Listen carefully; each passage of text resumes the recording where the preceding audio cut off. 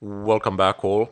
So today I'm going to go ahead and show you how to make a live USB from which to boot off your Linux distro and how to actually install it onto a machine. Now this is going to show you how you can install Linux onto a physical machine, not the dual boot or anything like that. I'm just going to perform the procedure in Windows and show you how it's done. So because I'm like guessing that most of you use Windows, so I'm just going to show you how to do it in Windows and Linux. This is very simple, but since I'm guessing that most of you will not start off by using Linux, I'm going to show you how to do it in Windows. And then I will show you how to actually install Linux from that USB. So the very first thing that we need to do is download Fedora. And I have both of these windows open here, but let me just go ahead and close them and reopen Firefox. The very first thing that you will need is a Linux distribution, so Fedora.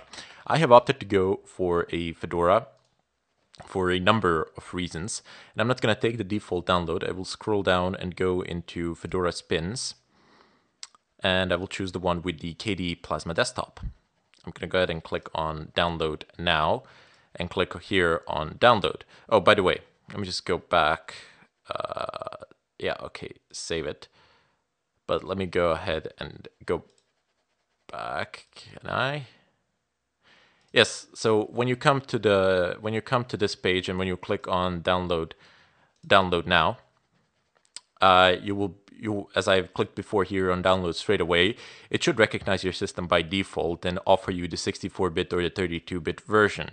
In case you really want to check whether your system is 32-bit or 64-bit, you can go ahead and open up the file manager in Windows, right click on this PC, go into properties, and it will say here system type 64-bit or 32-bit, either way. But as I said, it's probably going to detect it by default. Now, the file size is 1.2 gigabytes, so it might take a while for it to download. And I'm going to use this time to tell you why I chose this one and why am I downloading the KDE Plasma Desktop. First of all, Linux as an operating system and as a desktop environment come in two separate packages. You have several desktops which you can use for the Linux operating system, and you have God knows how many Linux distributions out there which function with a wide variety of desktop environments. So Linux is not like Windows where you are fixed, where you are pretty much condemned to a single desktop environment and they all look the same to me pretty much. It is said that there are no two same desktop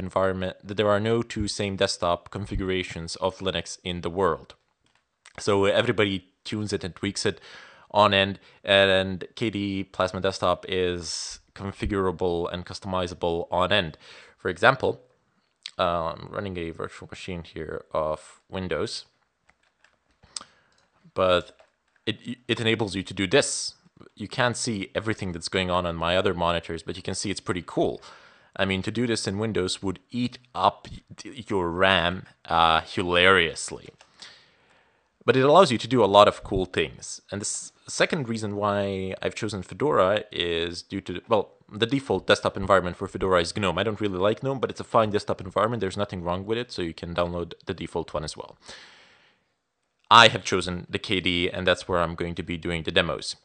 Anyway, the second reason why I've chosen Fedora is because it is a convenient workstation distribution and it's convenient for daily usage as well. I don't think that there is pretty much anything that you can do in Windows that you cannot do in Fedora. Perhaps it's not the beginner's distro, but it's not really complex to use and it's very convenient, especially for our purpose. Why? Why for our purpose? Because it's very secure. It uses SC Linux. You have three security mechanisms. You have mandatory access controls, discretionary access controls, and you have a firewall. So the firewall controls all your incoming and outgoing traffic. Discretionary access controls are user and group-based access controls, so what's defining what certain users can do. And then on top of all of that, you have SC Linux, which provides for discretionary access controls, which specifically state what processes, what programs can do what, and which files can they access. So if you run a program as a user, that program does not have the same permissions as the user that ran it. If it runs in SC Linux context, it has severe limitations of what it can do, which increases the security of the system exponentially. SC Linux was developed by NASA. If you're curious, I would strongly advise you to look it up on the net and just read a little bit about it. It's very interesting material. And then it was released and open sourced to the world, basically, for free. And a Linux community has embraced it and used it ever since. And it's a fantastic way of actually tightening down the security of your system. And it comes configured and installed by default on Fedora, which is awesome. Also, since you're going to have this Fedora, since you're going to have a Linux machine, you need a distro where you can perform your daily work. Fedora is also great for that. Aside from all those things, Fedora is a Red Hat based distro, and it is a Red Hat sponsored project. It contains all the latest technology that Red Hat is testing that they later on intend to implement into the Red Hat distros. The new releases of Fedora are released very fast, and it's pretty easy to update. Like, if you're watching this course, and if at a certain point of time, like Fedora 24 comes out, or 25, or 26, it's fine. Just go and download that particular one. Just download the latest one. It shouldn't be a problem, really, at all. Fedora, why isn't it a beginner distro? Well, it tends to have certain glitches here and there. Some things don't tend to work out because it's using bleeding edge technology, which is good. Which is also not a bad thing for us, because we need all the latest technology there, which is relatively unstable, but we still need it for the purpose at hand. So sorry for making a bit of a longer talk here, but I wanted to make it clear why I have chosen this distribution and what do you get with it. Also, the distro is completely free to use. Next up, you will need an image writer. So type in raw write with single W. 32, press enter. And the very first one, again, click save file. This download will be very fast. And go ahead and start the exe file. Say yes here and click on install. Finish. There you go. The installation should be very, very fast. Now go ahead and type in raw write. Start it. Excellent. So it says file system image. Okay. Open. Plug your USB in, please. This is the time where you will need to plug your USB in. The USB should be 4 gigs or more. I think 4 gigs should do just fine. Mine is 4 gigs. Here you can see that it's actually plugged in. Here you go. It's 359, I think, something like that. You can right click on it and format it beforehand. So that's not a bad idea. Just right click and then format, and make sure that it's FAT32, which is going to be very nice. Also, I forgot to mention one more reason why Fedora is good, because it works rather well. It boots rather well on UEFI BIOS machines and non-UEFI BIOS machines.